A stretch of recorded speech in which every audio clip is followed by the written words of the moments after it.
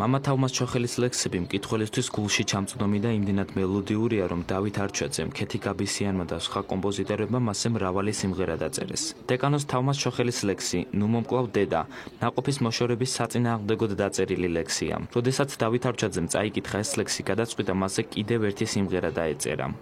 ბავშვობიდან მაწუხებდა ეს თემა, ძალიან წუხვა, როდესაც დედა და მამა ექიმის დახმარებით კლავენ შვილს და ეს ვატარე გულის ტკივილი და თითქმის 40 წლის განმავლობაში და ესე შეიქმნა ერთ უძილო ღამესაც შეიქმნა ლექსი, რომელიც შეიქმნა აბორტით მოწყვლილი შვილთა დასაცავად, რომელსაც ქვია ნუ მომკლავ დედასაც, დედა სევედრება შვილი სიცოცხლეს და ძალიან მალევე შეიქმნა გულთან მიიტანა ეს დათუ არჩაძემ კარგმა ადამიანმა, კარგ ქართველმა და შეიქმნა ძალიან ლამაზი და სევდიანი, ძალიან სევდიანი მელოდია ამ ლექსზე.